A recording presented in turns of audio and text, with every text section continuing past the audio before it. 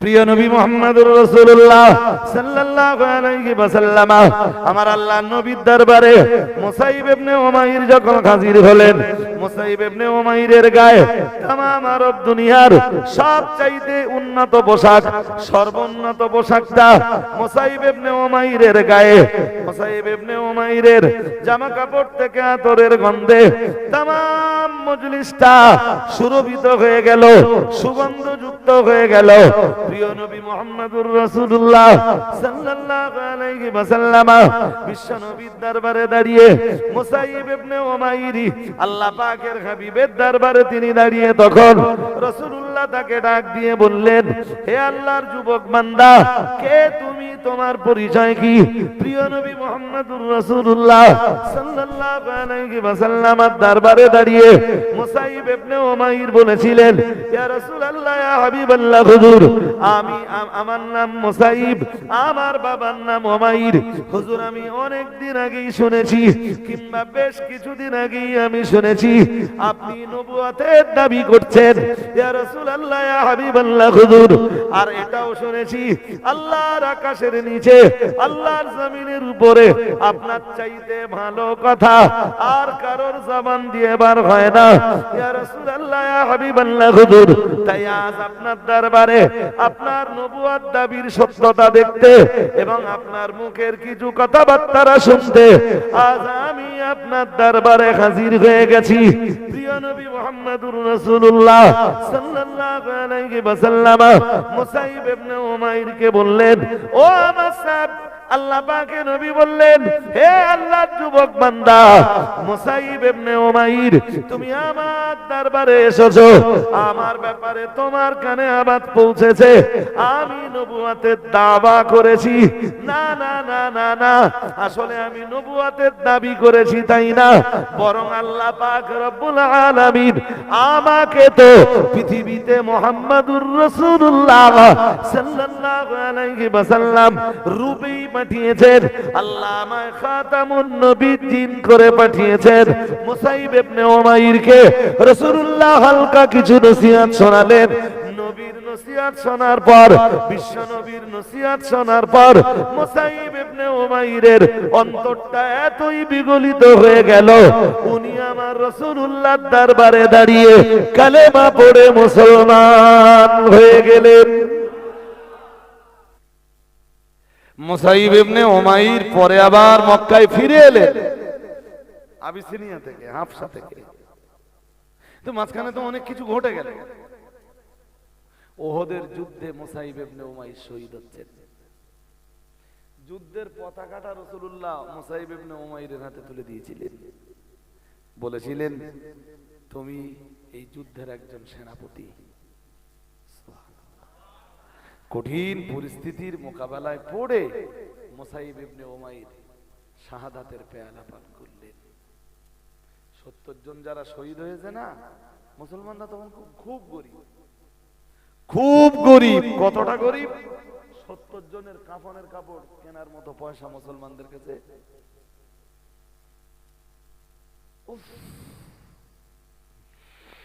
চাচা হামজার জন্য রসুলের এক ফুফুমা একটা কাপড় নিয়ে রসুলের হাতে তুলে দিলেন,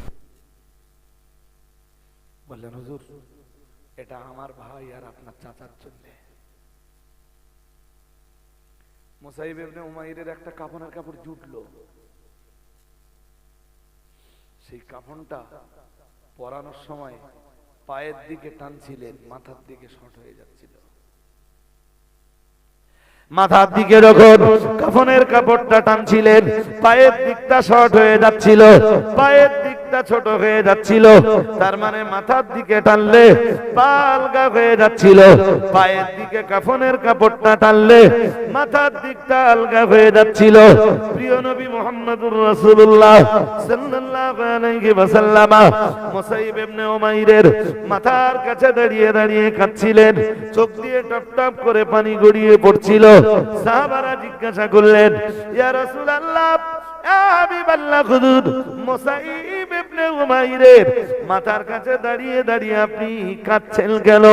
রাহমাতুল লিল আলামিন বললেন, ও আমার সাহাবীরা, ইসলাম কবুল করার আগে আমার মুসাইব ইবনে উমাইর আরব দুনিয়ার সবচাইতে মূল্যবান জামা কাপড়টা ব্যবহার করত।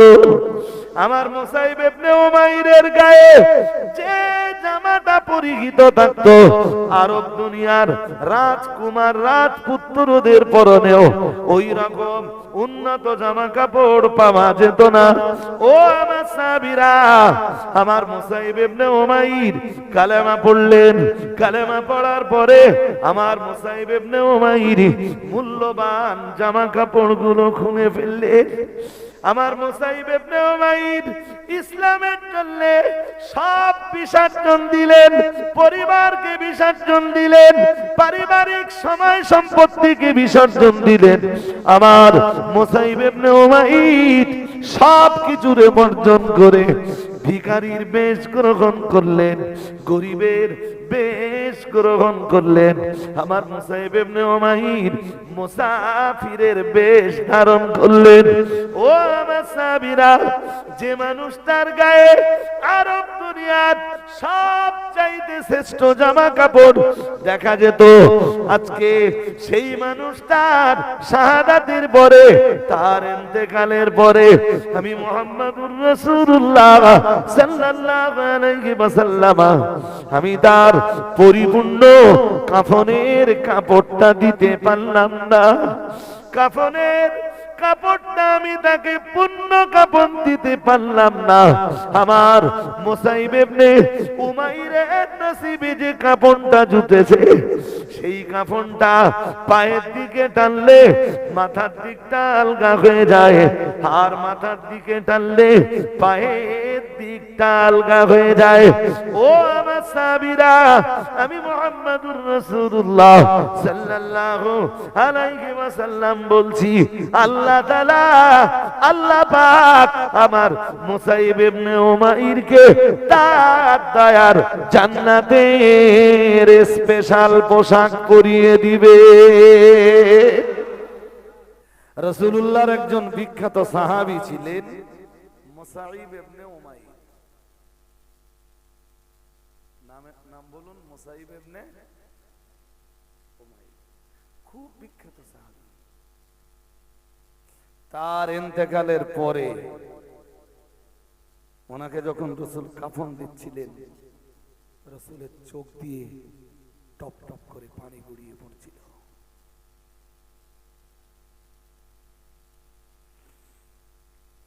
এইভাবে সাধারণত কাউকে কাফন পরাতে রাসূল কাঁদতেন না।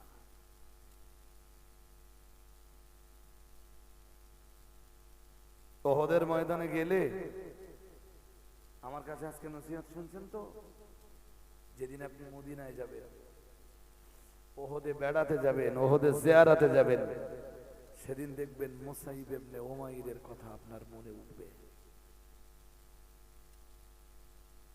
ওই ওহদের ময়দানের প্রাচীর বেষ্টিত যে জায়গাটা আছে, ওখানে মুসাইব ইবনে উমাইরের কবর আছে। 70 জন শহীদের কবর, তার ভিতরে মুসাইব ইবনে উমাইর।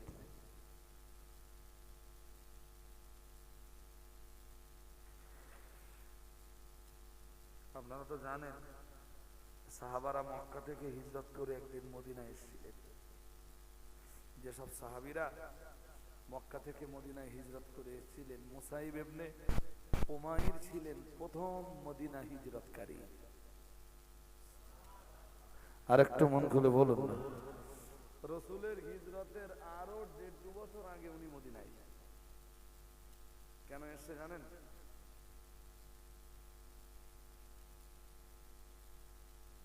খবর আছে আপনাদের কাছে? কোনো নেই? খবরটা আমার কাছে লেলেন আজকে ইনশাআল্লাহ।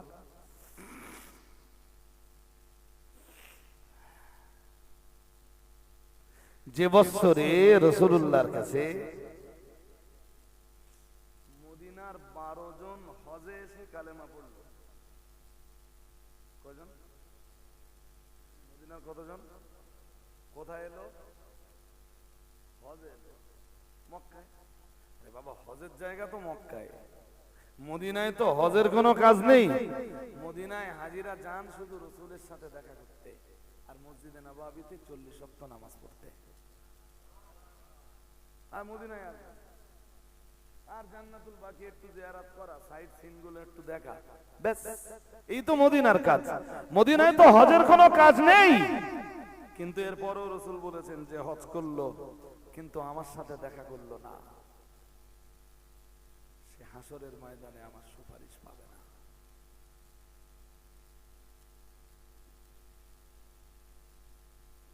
তো যে 12 জন প্রথম বছরে রাসূলের সাথে দেখা করতে এলো, দেখা কোথায় হয়েছে জানেন? এখানে হাজী সাহেব কেউ আছে? হাজী সাহেব কেউ একটু হাত তুলবেন। আরে কোনো প্রশ্ন টশ্ন করবো না, ভয় নেই। হজে গেছেন বা উমরায় গেছেন, এখন তো উমরা অ্যাভেলেবেল হয়ে গেছে, কেউ নেই? আচ্ছা, না না না না, আমার অধিকার আছে কাউকে আমি ছোট করব, অপদস্থ করব না। কোন মুমিন কখনো কোন মুমিনের সম্মান নষ্ট করতে পারে না। তো হাজী সাহেব যারা আছেন হাত তুলবার দরকার নেই, আপনারা তো কাকর মেরেছেন শয়তানে। মিনা মিনা কাকর মারা মানুষ আপনারা, আলহামদুলিল্লাহ আমিও মেরেছি। উমরায় গেলে তো আর কাকর মারার গল্প নেই, হজার উমরা অনেক তফাৎ। যদি ভাবে যে আমি উমরা করে এসেছি আমার হাজি বলতে হবে, বুঝতে হবে যে সিদ্ধান্ত হজ করে এসে তাই এইটা বাবা ঠিক না, গ্রামের লোকজন আমার হাজি করে, তাহলে আর আল্লাহর সন্তুষ্টির জন্য হজ থাকবে না। হজ তখন কি লোকে হাজি উদ্দেশ্য হয়ে যাবে, ওই হজের আর কোন মূল্যায়ন। অনেক জায়গায় দিকে দিকে দেয়, বলে হুজুর উমরা যাত্রীকে কি হাজি বলা যায়? কোথায় হজ আর কোথায় হজ? উমরা সুন্নাহ আর হজ ফরজ, বলে না। হজ কি? যে আরাফাতের ময়দানে দাঁড়াতে না পারবে সে হাজি নয়। এটা লোক সব কিছু করলো, মক্কা মদিনার সমস্ত কাজ করলো, জিলহজ মাসের 9 তারিখে আরাফাতের মাঠে দাঁড়াতে পারিনি, ও হাজি বলে গণ্য হবে না। ওর পরের বছরে আবার যাওয়া লাগবে, পরের বছর যদি না পড়ে তারপরে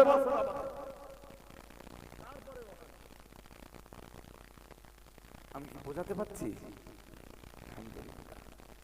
তুমি এই নিয়ে কখনো কাছাকাছি করবেন। হ্যাঁ উমরা করেছেন আলহামদুলিল্লাহ, ভালো কাজ। একটা উমরায় প্রচুর সওয়াব, হাদিসে এসেছে একবার উমরা করলে আল্লাহ পিছনের জিন্দেগির গুনাহগুলো সব মাফ করে দেয়। আর একটু মন খুলে বলুন, এও তো ছোটখাটো কথাবার্তা না। হজ হজই, হজের 5 দিন যা কষ্ট আপনি কল্পনা করতে পারবেন না। জিলহজ মাসের 8 তারিখ, 9 তারিখ, 10 তারিখ, 11 তারিখ, 12 তারিখ, 13 তারিখ, এই 5-6 দিন যা কষ্ট আপনি কল্পনা করতে পারবেন না। আর মরবার চান্স তো আছে যে কোনো জায়গায়। কিসের চান্স?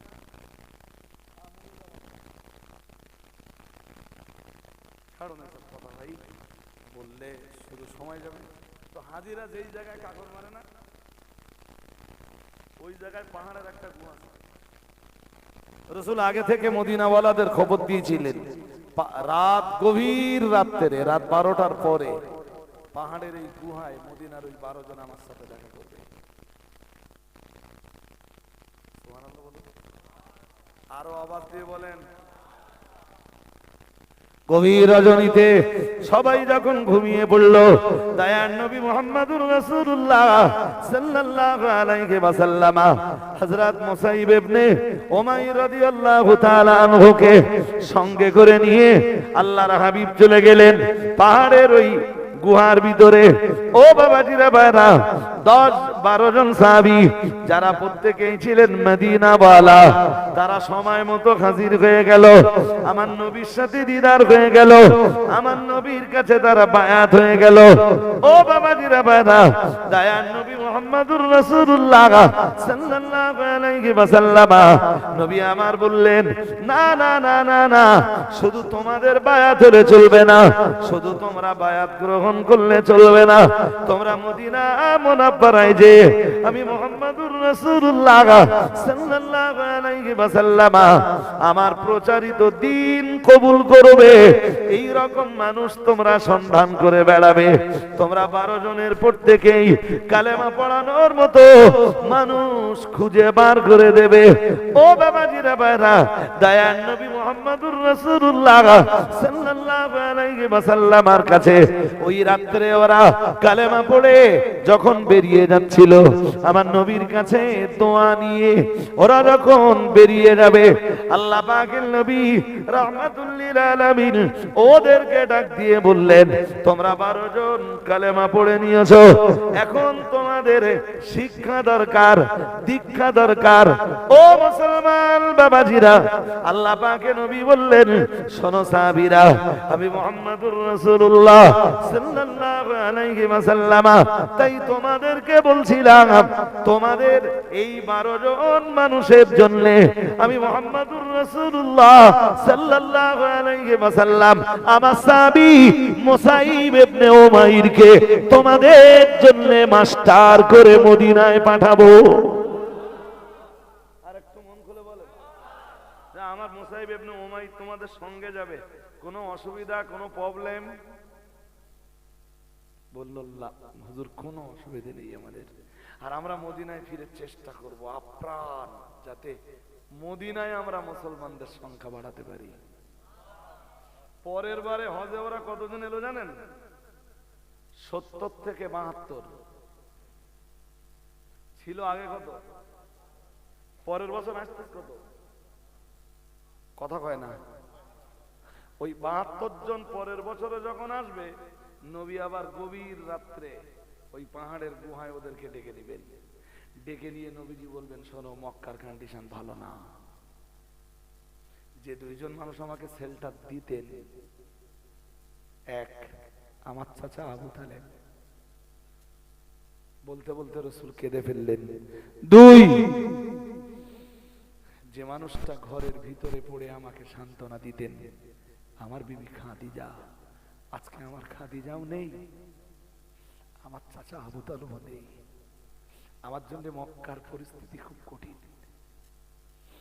আমি মদিনায় গেলে তোমরা কি আমাকে জায়গা দিবে? এবার তো রসুলের মদিনায় যাওয়ার মতো কন্ডিশন তৈরি হবে, রসুল তো মদিনায় যাবে। রাসূলুল্লাহ কোনো বলা না, কওয়া না, জানা না, বোঝা না, হঠাৎ মদিনায় চলে গেলে মদিনায় নবীর শেল্টার দিবে কে? লোক দরকার আছে না নেই? হ্যাঁ, এই 72 জনকে রসুল রেডি করে দিচ্ছেন। আর একটু মন খুলে বলেন, বুঝতে কি অসুবিধা? ইসলামের ইতিহাস আপনারা যা শোনেন মাইন্ডে নেন না, খানিকটা ওপর দিয়ে ধারাবাহিক। ঘুম পাচ্ছে নাকি? পায় না তো? এটা তাকবীর দেন, দিন দেখি সাউন্ড কিরকম আছে। নারায়ে তাকবীর। আলহামদুলিল্লাহ, সাউন্ড ভালোই আছে। আর একটু জোর করে দেন, নারায়ে তাকবীর। কি মনে হচ্ছে 1 ঘন্টা 15-20 মিনিট ওভার হয়ে গেছে? আমি মুসাইব ইবনে উমাইরের কথা কেন বলছি? মুসাইব ইবনে উমাইর মদিনাওয়ালাদের প্রথম মাস্টার। আর একটু মন খুলে বললেন, তোমরা কালেমা পড়েছো, তোমাদের কোরআন শিখতে হবে। আল্লাহু আকবার। ওরা তো এই কালেমা পড়লো। কালেমা আপনি বলবেন, হুজুর ওরা হজ করতে আসতেছে, আবার আপনি বলতেছেন এই কালেমা পড়লো। ইয়েস, হজ তো আবু জেহেল করত। আমি ওই প্রেক্ষাপটের ভিতরে ঢুকছি না, ঢুকলে আমার ভারতে অনেক দেরি হয়ে যাবে। নবী বললেন, তোমাদের কোরআন শিখতে হবে, তবে কতদিনে নামাজ ফরজ হয়ে গেছে। নবীজি বললেন তোমরা কালেমা পড়েছো মানে নামাজ ফরজ। কারণ 51 নামাজ, 53 হিজরত, 53 হিজরত। রাসূল বললেন মুসাইব ইবনে উমাইর তোমাদের সঙ্গে যাবে, আর তোমরা যে কোনো একটা গোপন জায়গায় পড়ে আমার মুসাইবের কাছে তোমরা কোরআন শিখবা, নামাজ শিখবা, শরীয়তের কানুন শিখবা, আহকাম আরকানগুলো শিখে নেবে। আপনি তো অনেকদিন আগে মুসলমান হয়েছেন আলহামদুলিল্লাহ। মুসলিম পরিবারেই আপনার না আমারও মুসলিম পরিবারেই আমাদের জন্ম। ইসলাম শেখার জন্য কোনো মাস্টার আমাদের আছে? হ্যাঁ না, একটু জোর করে বলুন কেমনে ইসলামটা হয়? ওরা কালেমা পড়েছে, রাসূল ওদের জন্য মাস্টার পাঠাচ্ছেন। নবী যখন মদিনায় যাবেন, হযরত ওসামা ইবনে জুবাইরের বাড়িটা ওখানে মদিনাবাসীদের, মদিনার মুসলমানদের জন্য রাসূল প্রথম স্কুল বানিয়ে দেবেন। বলবেন এই স্কুলে এসে তোমরা ইসলাম নিয়ে পড়াশোনা করবা। সুবহানাল্লাহ। এরপরে রাসূলুল্লাহ হযরত আবু আইয়ুব আনসারীর বাড়িটা মুসলমানদের জন্য আরেকটা পাঠশালা বানিয়ে দেবেন। আরেকটু মন খুলে বলুন। এরপরে মসজিদে নববী যখন হয়ে যাবে, রাসূল বলবেন আজ থেকে আর কারোর বাড়িতে নয়, আজ থেকে মসজিদে নববীটাই হলো তোমাদের শিক্ষা এবং দীক্ষা নেওয়ার জায়গা। কোন মুসলমানের পাল্লায় পড়লাম যে মুসলমানের কোনো শিক্ষা দীক্ষা কিছু? আরে আপনি এমএ পাস করেছেন তো কি আছে, নামাজের ফরজ, ভিতরে কটা ফরজ আর বাইরে কটা ফরজ, এইটা না জানলে তো আপনার নামাজই হবে না। গোসলের কয়টা ফরজ আছে? আপনি গ্রাজুয়েশন কমপ্লিট করেছেন তো কি আছে? গোসলের ফরজ না জানলে আপনার গোসলই হবে না। গোসল না হলে উযু হবে না, উযু না হলে, জোরে বলুন, আপনি নামাজ পড়ছেন তো কি আছে? আপনি বিরাট এডুকেটেড তো কি আছে? নামাজের ওয়াজিব গুলো যদি আপনি না জানেন, নামাজের ওয়াজিব ছেড়ে গেলে সুজদা ওয়াজিব হয়, সুজদা না দিলে নামাজ হয় না। নামাজের ওয়াজিবই যদি না জানেন, আপনি কেমনে বুঝবেন আপনার ওয়াজিব ছুটে গেছে? আর কেমনে আপনি সুজদা না দিয়ে নামাজ কমপ্লিট করলে আপনার নামাজ হয়? বিশ্বাস করুন, আমি যদি এখন নামাজের ফরজ শেখাতে যাই এই মজলিসে, সবাই বলবে রজব আলী সাহেব বক্তা ভাল্লা, বলে যাও ওয়াজ করছিল, ওসব নামাজ শিক্ষা করা যায়। বহু মুসলমান আছে জানেন এখনো গোসলের ফরজ জানে না। এদের উপায় কি? যদি জাহান্নামের আগুন থেকে বাঁচবার ইচ্ছা হয়, বাঁচতে যদি চান, এনি কন্ডিশন ধর্ম করার জন্য একজন মাস্টার বেছে নেবেন। তিনি ইমাম হলে খুব ভালো হয়। ইমাম মানে মসজিদের ইমাম। তিনি গ্রামের মৌলানা সাহেব হলে খুব, মাস্টারের কাছ থেকে পড়াশোনাটা ফ্রি নেবেন না, মাঝে মাঝে তাকে কিছু টাকা পয়সা, তিনি যেন ধর্ম প্রচারের জন্য খুব বেশি লোভ না করেন, তবে আপনাদের কর্তব্য থাকে কিছু। আমি কি বোঝাতে পারছি নাকি? সবাই হ্যাঁ না বলবেন তো? আলহামদুলিল্লাহ, আলহামদুলিল্লাহ। মুসাইব ইবনে উমাইর মদিনাওয়ালাদের প্রথম মাস্টার। উফ, কি বলছিলাম, আসলে উনি খুব ধনী পরিবারের, খুব ধনী পরিবারের ওনার জন্ম। উনি যেসব জামা কাপড় পরতেন, আরব দুনিয়ার, শুধু মক্কার না, শুধু মদিনার না, শুধু সৌদি আরবের না, আরব দুনিয়ার সবচাইতে মূল্যবান জামাটা পরতে দেখা যেত হযরত মুসাইব ইবনে উমাইরকে।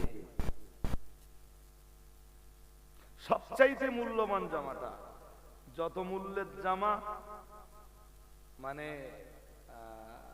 রাজা বাদশাদের ছেলেদের পরনে থাকতো না, মুসাইব ইবনে উমাইরের গায়ে তার চাইতে বেশি মূল্যের জামা কাপড় পাওয়া যেত।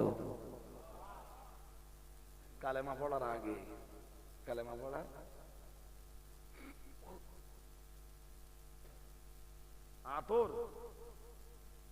আতর তামাম আরব দুনিয়ার শ্রেষ্ঠ আতর মুসাইব ইবনে উমাইরের জামা কাপড় থেকে আরব দুনিয়ার শ্রেষ্ঠ আতরের গন্ধটা পাওয়া যেত। উনি রসুলের কথা শুনে একদিন এলেন রসুলের কথাবার্তা শুনতে। রসুল তখন দারে আর কামে দাঁড়িয়ে সাহাবীদেরকে শেখাচ্ছেন। দারে আর কাম কি আস্থা ব্যাখ্যা করছি না, খুব দরকার হলে আমার এবছরের কিছু বক্তৃতা শুনে নেবেন, কোনো না কোনো বক্তৃতায় দেখবেন দারে আর কামের আলোচনা উঠে আসছে। প্রিয় নবী মুহাম্মদুর রাসূলুল্লাহ সাল্লাল্লাহু আলাইহি ওয়াসাল্লাম আমার আল্লাহর নবীর দরবারে মুসাইব ইবনে উমাইর যখন হাজির হলেন, মুসাইব ইবনে উমাইরের গায়ে तमाम আরব দুনিয়ার সবচাইতে উন্নত পোশাক, সর্বোন্নত পোশাকটা মুসাইব ইবনে উমাইরের গায়ে। মুসাইব ইবনে উমাইরের জামা কাপড় থেকে আতরের গন্ধে तमाम মজলিসটা সুরভিত হয়ে গেল, সুগন্ধযুক্ত হয়ে গেল। প্রিয় নবী মুহাম্মদুর রাসূলুল্লাহ সাল্লাল্লাহু আলাইহি ওয়াসাল্লাম বিশ্ব নবীর দরবারে দাঁড়িয়ে মুসাইব ইবনে উমাইর আল্লাহ পাকের হাবিবের দরবারে তিনি দাঁড়িয়ে, তখন রাসূলুল্লাহ তাকে ডাক দিয়ে বললেন, হে আল্লাহর যুবক বান্দা, কে তুমি, তোমার পরিচয় কি? প্রিয় নবী মুহাম্মদুর রাসূলুল্লাহ সাল্লাল্লাহু আলাইহি ওয়াসাল্লামের দরবারে দাঁড়িয়ে মুসাইব ইবনে উমাইর বলেছিলেন, ইয়া রাসূলুল্লাহ, ইয়া হাবিবাল্লাহ, হুজুর আমার নাম মুসাইব, আমার বাবার নাম উমাইর। হুজুর আমি অনেক দিন আগেই শুনেছি, কিংবা বেশ কিছুদিন আগেই আমি শুনেছি আপনি নবুয়তের দাবি করছেন, ইয়া রাসূলুল্লাহ, ইয়া হাবিবাল্লাহ, হুজুর। আর এটাও শুনেছি আল্লাহর আকাশের নিচে, আল্লাহর জমিনের উপরে আপনার চাইতে ভালো কথা আর কারোর জবান দিয়ে বার হয় না, ইয়া রাসূলুল্লাহ, ইয়া হাবিবাল্লাহ, হুজুর। তাই আজ আপনার দরবারে আপনার নবুয়ত দাবির সত্যতা দেখতে এবং আপনার মুখের কিছু কথাবার্তা শুনতে আজ আমি আপনার দরবারে হাজির হয়ে গেছি। প্রিয় নবী মুহাম্মদুর রাসূলুল্লাহ সাল্লাল্লাহু আলাইহি ওয়াসাল্লাম মুসাইব ইবনে উমাইরকে বললেন, ও আমার সাহেব, আল্লাহ পাকের নবী বললেন, হে আল্লাহর যুবক বান্দা মুসাইব ইবনে উমাইর, তুমি আমার দরবারে এসেছো, আমার ব্যাপারে তোমার কানে আওয়াজ পৌঁছেছে, আমি নবুয়তের দাবা করেছি। না না না না না, আসলে আমি নবুয়তের দাবি করেছি তাই না, বরং আল্লাহ পাক রব্বুল আলামিন আমাকে তো পৃথিবীতে মুহাম্মদুর রাসূলুল্লাহ সাল্লাল্লাহু আলাইহি ওয়াসাল্লাম রূপেই পাঠিয়েছেন। আল্লাহ আমায় খাতামুন নবীয়্যিন করে পাঠিয়েছেন। মুসাইব ইবনে উমাইরকে রাসূলুল্লাহ হালকা কিছু নসিহত শোনালেন। নবীর নসিহত শোনার পর, বিশ্ব নবীর নসিহত শোনার পর মুসাইব ইবনে উমাইরের অন্তরটা এতই বিগলিত হয়ে গেল, উনি আমার রাসূলুল্লাহর দরবারে দাঁড়িয়ে কালেমা পড়ে মুসলমান হয়ে গেলেন। বললেন, হুজুর আমার পরিবার খুব ধনাঢ্য পরিবার, আমি যতদূর জানি তারা আপনার চরম বিরোধী, আপনার শত্রু। আর আমার মা না হুজুর, খুব কঠোর প্রকৃতির মা, কোন রকমে যদি জানতে পারে আমার মা আমি কালেমা পড়েছি, আমার মা আমাকে হয় কঠিন শাস্তি দেবে, নইলে আমাকে বন্দি করে দেবে। ঘুম পাচ্ছে আপনাদের নাকি? হ্যাঁ হ্যাঁ। আর বলেন হুজুর একটু দোয়া করুন আমার মায়ের কানে যেন আমার ইসলাম গ্রহণের খবরটা না যায়।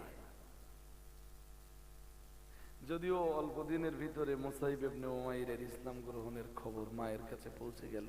আমি সেই ইতিহাস বলতে চাচ্ছি না, জামা কাপড় সব খুলে ফেললেন, একদম স্বাভাবিক কিছু লেবাস পরে নিলেন। বলেন হুজুর আজ থেকে আপনার লেবাস যেমন, আমার লেবাসটা ঠিক তখন। আর একটু, তবে আমি বাড়িতে যাওয়ার সময় আমার এই সুন্দর লেবাসটা পরতেই হবে। তবে আজ আমি ওয়াদা দিচ্ছি আপনার সাথে, আমার বাড়িতে আমার যা জামা কাপড় আছে, আমার এই জামা কাপড় বিক্রি করলে অনেক পয়সা, এই পয়সাগুলো, এই জামা কাপড়গুলো বিক্রি করে আমি সব ইসলামের জন্য কাজে লাগাবো। বাট আমি বাড়ি যখন ফিরবো হুজুর, আমাকে এই লেবাসেই ফিরতে হবে, নইলে আমার মায়ের কাছে আমি ধরা পড়ে যাব। শেষ পর্যন্ত বন্দী হয়েই গেলেন মায়ের কাছে। আবার ছলে বলে কোলে কৌশলে ওই বন্দিত্ব থেকে বেরিয়ে তিনি আবিসিনিয়ায় হিজরত করলেন। আবিসিনিয়া মানে হাবশা। আবিসিনিয়া মানে কথা বলে ওই কোনায় ভাইটা ঘুমিয়ে পড়ে ভাই সাহেব, হ্যাঁ তো ওরম করলে তো এমনি ঘুম লাগবে। হ্যাঁ মাথা যদি এইভাবে গুঁজে দেন, ওই খেজুর গাছের নলি যদি ভাঁড়ের উপর দিয়ে যায় কি হবে? রস সব ভাঁড়ে ঢুকবে। জোর করে বলেন, অজের মজলিসে মাথা গুঁজেতে বসলি না, ও সব মাথার উপর দিয়ে চলে যাবে। হ্যাঁ ওটা কি পুরো ওইভাবে বসে থাকা মানে এরকম? আমি যদি এইভাবে কথা বলি আর যদি এরকম করতে থাকি, এই যে মাইকটা টেনে নিল, আপনাদের অসুবিধা হবে না? হ্যাঁ না বলবেন না, অসুবিধা হবে না? তাহলে শুধু নিজের অসুবিধাটা বুঝতে হবে না অন্যের অসুবিধাটা বুঝতে হবে? ইমানদার আপনার কি কথা বলে না? তো ইমানদার যদি ভাই হয় তাহলে আপনার নিজের অসুবিধাটা শুধু বুঝবেন না, আপনার ভাইয়ের অসুবিধাটাও বুঝবেন। আমি তো সেই ওয়াজ করতেছি এতক্ষণ ধরে।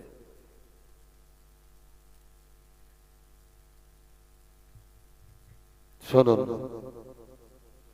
আসলে এইসব কথা আমার একটাও বলার ইচ্ছে ছিল না, আমি একটা কথা বলবো তাই এতটা বলছি। মুসাইব ইবনে উমাইর পরে আবার মক্কায় ফিরে এলেন আবিসিনিয়া থেকে, হাবশা থেকে। তো মাঝখানে তো অনেক কিছু ঘটে গেল। ওহদের যুদ্ধে মুসাইব ইবনে উমাইর শহীদ হচ্ছেন। যুদ্ধের পতাকাটা রাসূলুল্লাহ মুসাইব ইবনে উমাইরের হাতে তুলে দিয়েছিলেন, বলেছিলেন তুমি এই যুদ্ধের একজন সেনাপতি। কঠিন পরিস্থিতির মোকাবেলায় পড়ে মুসাইব ইবনে উমাইর শাহাদাতের পেয়ালা পান করলেন। 70 জন যারা শহীদ হয়েছে না, মুসলমানরা তখন খুব গরিব, খুব গরিব। কতটা গরিব? 70 জনের কাফনের কাপড় কেনার মতো পয়সা মুসলমানদের কাছে।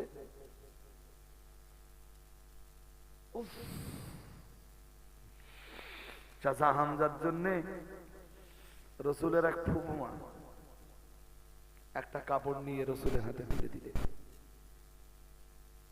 বললেন হুজুর এটা আমার ভাই আর আপনার চাচার জন্য। মুসাইব ইবনে উমাইরের একটা কাফনের কাপড় জুটলো, সেই কাফনটা পরানোর সময় পায়ের দিকে টানছিলেন, মাথার দিকে শর্ট হয়ে যাচ্ছিল। মাথার দিকে যখন কাফনের কাপড়টা টানছিলেন, পায়ের দিকটা শর্ট হয়ে যাচ্ছিল, পায়ের দিকটা ছোট হয়ে যাচ্ছিল। তার মানে মাথার দিকে টানলে পা আলগা হয়ে যাচ্ছিল, পায়ের দিকে কাফনের কাপড়টা টানলে মাথার দিকটা আলগা হয়ে যাচ্ছিল। প্রিয় নবী মুহাম্মদুর রাসূলুল্লাহ সাল্লাল্লাহু আলাইহি ওয়াসাল্লাম মুসাইব ইবনে উমাইরের মাথার কাছে দাঁড়িয়ে দাঁড়িয়ে কাঁদছিলেন, চোখ দিয়ে টপ টপ করে পানি গড়িয়ে পড়ছিল। সাহাবারা জিজ্ঞাসা করলেন, ইয়া রাসূলুল্লাহ, ইয়া হাবিবাল্লাহ, হুজুর মুসাইব ইবনে উমাইরের মাথার কাছে দাঁড়িয়ে দাঁড়িয়ে আপনি কাঁদছেন কেন?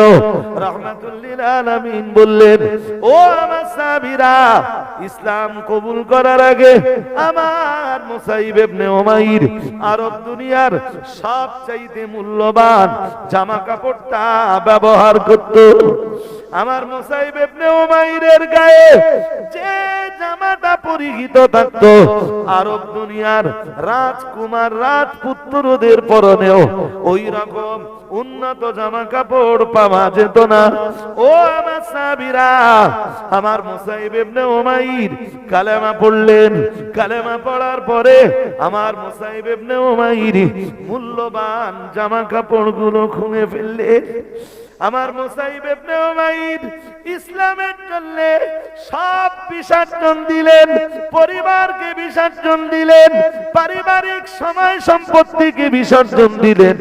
আমার মুসাইব ইবনে উমাইর সব কিছুরে বর্জন করে ভিখারির বেশ গ্রহণ করলেন, গরিবের বেশ গ্রহণ করলেন। আমার মুসাইব ইবনে উমাইর মুসাফিরের বেশ ধারণ করলেন। ও আমার সাহাবীরা, যে মানুষটার গায়ে আরব দুনিয়ার সবচাইতে শ্রেষ্ঠ জামা কাপড় দেখা যেত, আজকে সেই মানুষটার শাহাদাতের পরে, তার ইন্তেকালের পরে আমি মুহাম্মাদুর রাসূলুল্লাহ সাল্লাল্লাহু আলাইহি ওয়াসাল্লাম আমি তার পরিপূর্ণ কাফনের কাপড়টা দিতে পারলাম না। কাফনের কাপড়টা আমি তাকে পূর্ণ কাফন দিতে পারলাম না। আমার মুসাইব ইবনে উমাইরের নসিবে যে কাফনটা জুটেছে, সেই কাফনটা পায়ের দিকে টানলে মাথার দিকটা আলগা হয়ে যায়, আর মাথার দিকে টানলে পায়ের দিকটা আলগা হয়ে যায়। ও আমার সাহাবীরা, আমি মুহাম্মাদুর রাসূলুল্লাহ সাল্লাল্লাহু আলাইহি ওয়াসাল্লাম বলছি, আল্লাহ তাআলা, আল্লাহ পাক আমার মুসাইব ইবনে উমাইরকে তার দয়ার জান্নাতের স্পেশাল পোশাক পরিয়ে দিবে।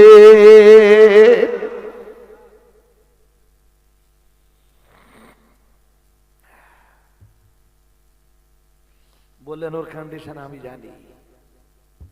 ও যেদিন ইসলাম কবুল করেছিল, আরব দুনিয়ার শ্রেষ্ঠ পোশাকটা ওর পরনে ছিল। খুব কাঁদছিলেন রাসূল মাথার কাছে দাঁড়িয়ে দাঁড়িয়ে। আমি যতবার ওহদে গেছি, চাচা হামজা আর মুসাইব ইবনে উমাইরের জন্য খুব কেঁদেছি। গেলেই তো ইতিহাস মনে পড়ে, গেলেই হাদিস শরীফের বয়ানগুলো, হাদিস শরীফের তথ্যগুলো চোখের সামনে ভেসে ওঠে।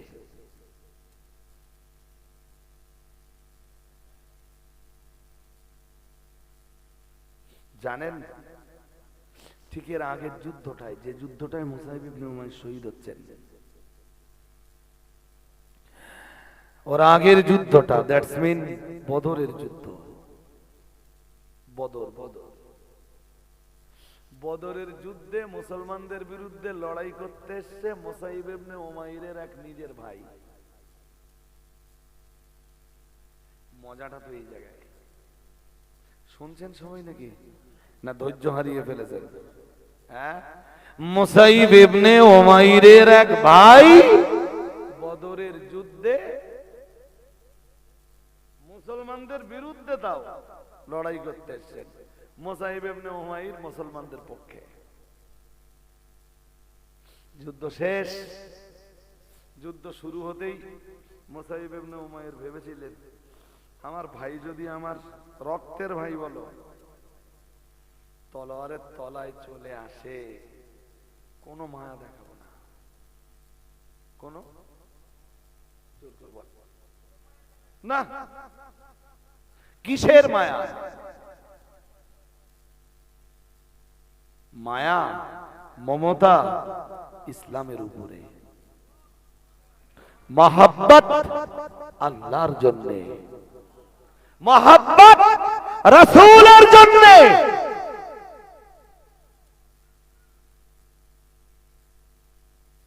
কন্ডিশন এলো না।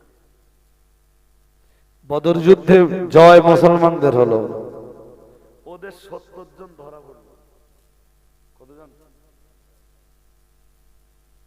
যুদ্ধের ময়দানে দাঁড়িয়েই মুসাইব ইবনে উমাইর দেখতে পেলেন এক সাহাবী তার নিজের ভাইকে, তার নাম আবুল আজিজ অথবা আব্দুল আজিজ, নাম কি?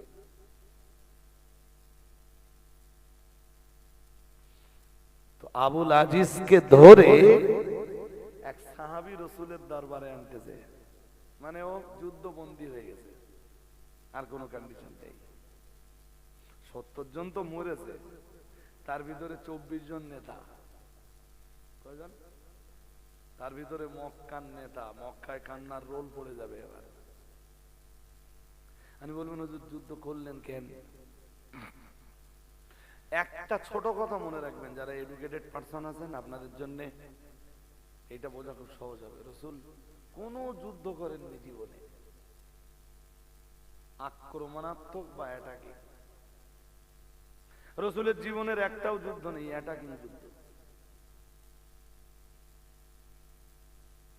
সবগুলো ডিফেন্সিভ। কথা কি বুঝতেছেন নাকি? ডিফেন্স বোঝেন? অন্তত খেলা টালা যারা করে ফুটবল টল ওরা তো জানে ডিফেন্স কি। সবগুলো বলুন, সবগুলো ডিফেন্সিভ। ওরা লড়াই করতে এসছে, রাসূলের কিছু করার নেই, ডিফেন্স রাসূলকে করতেই হবে। ডিফেন্স না করলে আল্লাহর দ্বীন তিনি জিন্দা করতে পারবেন না, মুসলমানদের অস্তিত্ব অমিট হয়ে যাবে। আমি কি বোঝাতে পারছি? ইসলাম তলোয়ারের জোরে প্রচারিত হয়নি, এটা তো পুরো আলাদা বিষয় ভাই। মুসাইব ইবনে উমাইরের ভাইকে যখন এক সাহাবী ধরে আনছেন, মুসাইব ইবনে উমাইর দেখতে পেলেন, মুচকি হাসলেন, খুব জোর না, মুচকি হাসলেন, দেখে খুব হাসি পেল। ভাইয়ের মতো দেখছি যে কথা বললেন না, নিজেকে প্রশ্ন করলেন, আমার ভাই না? ভাই তো না, না ভুল দেখছি নে, চোখ ঠিক আছে, আমার মাথাও ঠিক আছে, ও আমার ভাই ধরা পড়েছে। মুসাইব ইবনে উমাইর টানতে টানতে আনতেছেন এক সাহাবী, মুসাইব ইবনে উমাইর দাঁড়িয়ে দাঁড়িয়ে দৃশ্যটা দেখতেছেন, মুচকে মুচকে হাসছেন। যেই কাছাকাছি হয়ে গেল, মুসাইব ইবনে উমাইর ওই সাহাবীকে ডেকে বললেন, যে সাহাবী টানতেছেন ওই যুদ্ধ মন্দিরে তার বাইরে, বললেন, শোনো, খুব ভালো একটা বন্দি পাকড়াও করেছো, ওর বাবা মায়ের না অনেক টাকা, অনেক টাকা পাবে তোমরা মুক্তিপণ নিলে, যাও যাও যাও রাসূলের কাছে নিয়ে যাও। হাসতে হাসতে বললেন, কোনো দুঃখ নেই, কোনো বেদনা নেই, নিজের ভাইয়ের প্রতি কোনো মায়া মমতা ভালোবাসা কিছুই দেখালেন না, উল্টো বললেন, নিয়ে যাও, ধনাঢ্য পরিবারের সন্তানও অনেক মুক্তিপণ পাবে। শুনছেন নাকি? হ্যাঁ, মুসাইব ইবনে উমাইরের ভাই এবারে চিনতে পারলো, মুসাইবকে ডাক দিয়ে বলল, ভাই মুসাইব, অনেকদিন তোর সাথে দেখা হয় না ভাই, আজ জিহাদের ময়দানে তোর সাথে আমায় দেখা হয়ে গেল, তোর বিরুদ্ধে জিহাদের ময়দানে লড়াই করেছি, মুসলমানদের বিরুদ্ধে লড়াই করেছি, আল্লাহ আল্লাহর রাসূলের বিরুদ্ধে লড়াই করেছি, তুই আল্লাহর রাসূলের পক্ষ নিয়ে আল্লাহর দ্বীন জিন্দা করার জন্য লড়াই করেছিস। দু ভাইয়ের লড়াই দু রকম হতেই পারে, একজনের লড়াই ইসলামের পক্ষে আর একজনের লড়াই ইসলামের বিপক্ষে হতেই পারে, তারপরেও তো তুই আমার মায়ের পেটের ভাই, আজকের এই কঠিন দিনে নিজের ভাইকে অন্তত ভাই বলে পরিচয় দে। তোর সাথে অনেকদিন দেখা হয় না, বলতে বলতে মুসাইব ইবনে উমাইরের ভাইয়ের কণ্ঠ আটকে যাচ্ছিল, দ্যাটস মিন কেঁদে ফেলছিল সে। তুই না আমার মায়ের পেটের ভাই, তোর চিন্তা ভাবনা আর আমার চিন্তা ভাবনা একটু আলাদা হতেই পারে, ব্লাডের একটা কানেক্টিভিটি তো আছে, তোর ভাইয়ের কথা তুই ভুলে গেলি কেমনে? মুসাইব ইবনে উমাইর বললেন,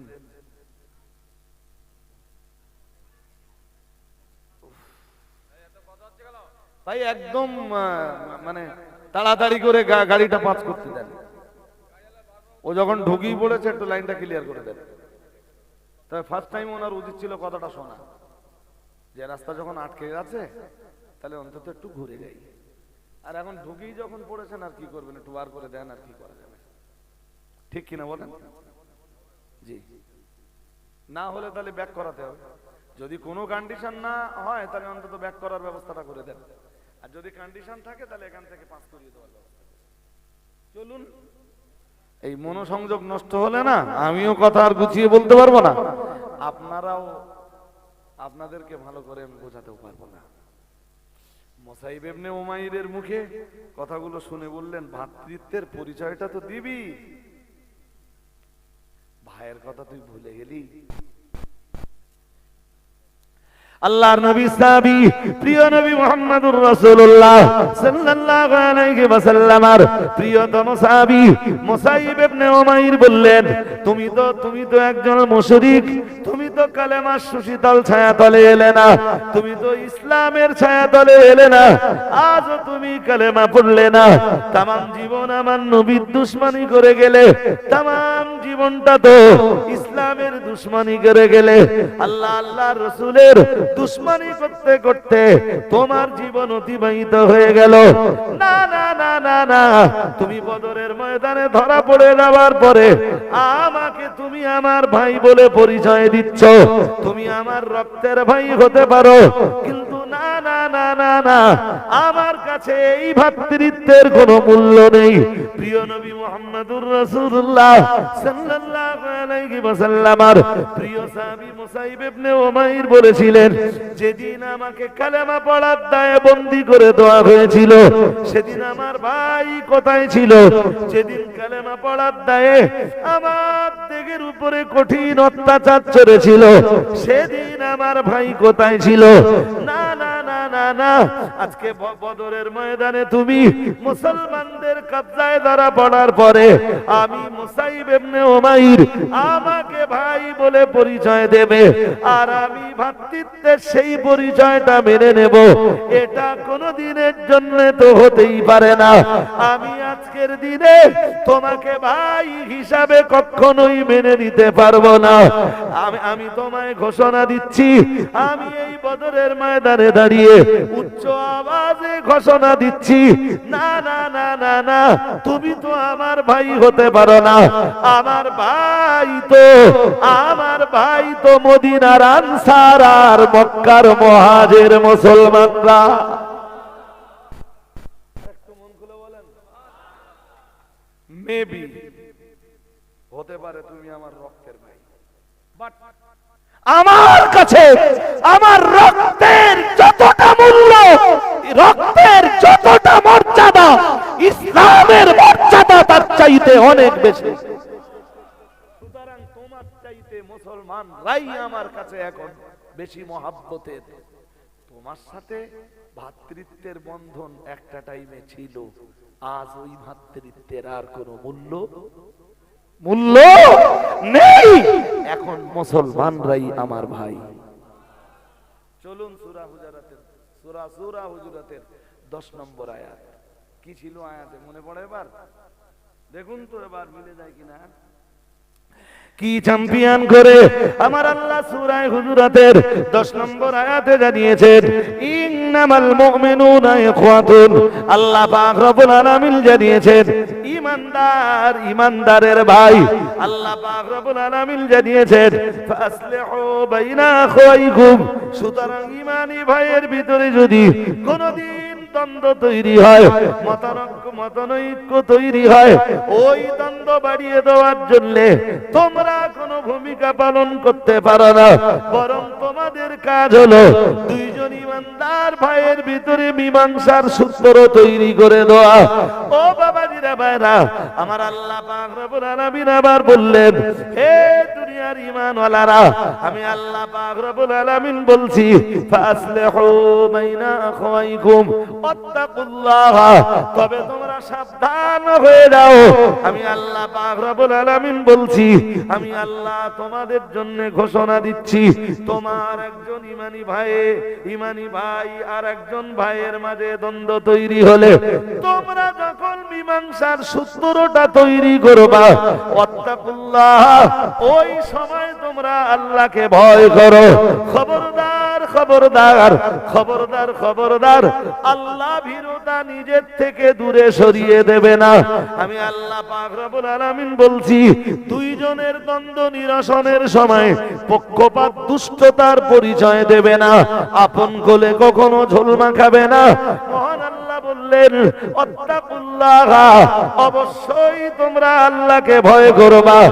আমরা জানো বললাম আল্লাহ, আমরা ঈমানদার ভাই ভাই, আমরা মুমিন মুমিনে ভাই ভাই, আমাদের ভিতরে কোনো দ্বন্দ্ব তৈরি হলে আল্লাহ মীমাংসা করার সময় আপনার ভয়টা রেখে যদি মীমাংসা করতে পারি, আমরা পক্ষপাত দুষ্টতার পরিচয় যদি দেই, ওর পক্ষপাত দুষ্টতার পরিচয় যদি না দেই, ও রব্বুল আলামিন আল্লাহ, ভাই ভাইয়ের দ্বন্দ্ব নিরসন করতে যে যদি আপনার ভয়টা আমাদের কলিজাতে আমরা জায়গা দিতে পারি, ও রব্বুল আলামিন, বিনিময়ে আপনি আমাদেরকে কি দিবেন আল্লাহ? আল্লাহ পাক রব্বুল আলামিন বললেন, পক্ষপাত দুষ্টতার পরিচয় যদি না দাও এবং যদি আপন কোলে ঝোল্লা মাখাও, আমি আল্লাহ পাক রব্বুল আলামিন বলছি, লাআল্লাকুম তুরহামুন, আমি আল্লাহ পাক রব্বুল আলামিন ওয়াদা করছি, আমি তোমাদের প্রতি রহমত নাযিল করব। আরেকটু মন খুলে বলেন। এই কারণে দুই মুমিনের ভিতরে দ্বন্দ্ব মিটিয়ে দিতে আপনি কখনো পক্ষপাত দুষ্টতার পরিচয় দিতে পারবেন না। পক্ষপাত দুষ্টতার পরিচয় দিতে, আর এই ঘুষ ফুস নে, টাকা পয়সা নে, বিচার টিচার করা, ওসব তো বহু দূরের কথা। আল্লাহ বললেন, কাউকে কোলে কাউকে পিঠেও করতে পারবা না।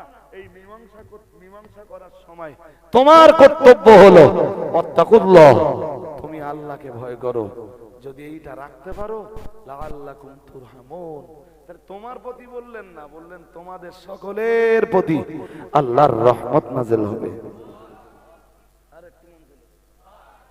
সকালবেলা উঠে সীমানা নিয়ে ঠেলাঠেলি হচ্ছে, সীমানা নিয়ে যার সাথে ঠেলাঠেলি হচ্ছে সেও কলেমা বলা তো, হ্যাঁ না বলবে না, কলেমা বলে তো, তা আপনি কার সাথে ঝগড়া করতেছেন?